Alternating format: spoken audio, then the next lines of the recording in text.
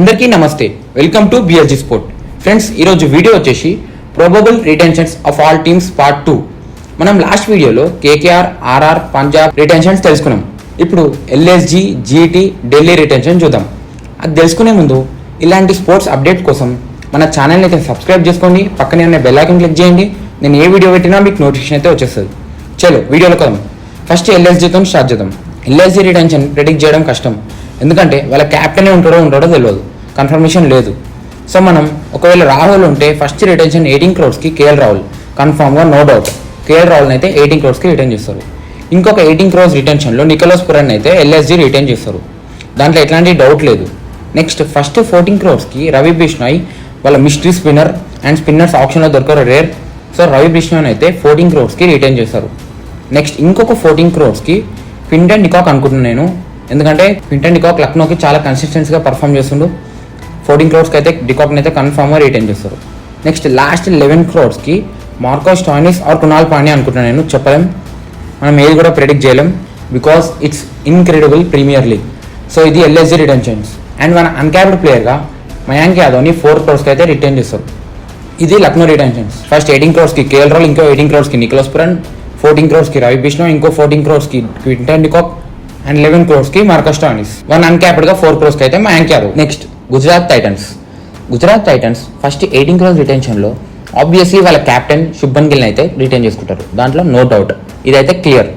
Next second 18 crore retention వచ్చేసి Rashid Khan, experience pro, ఇది కూడా confirm retention, no doubt, Rashid by for 18 crore.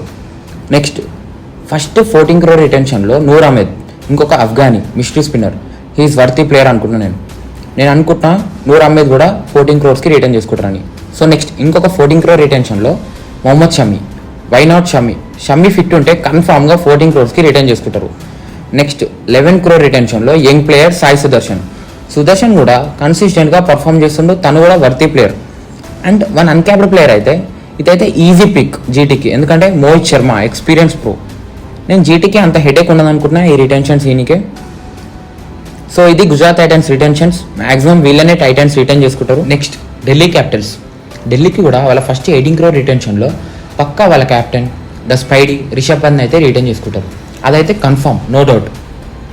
Next ఇంకొక 18 crores Axar Patel కూడా వర్త్ ఫర్ 18 crores.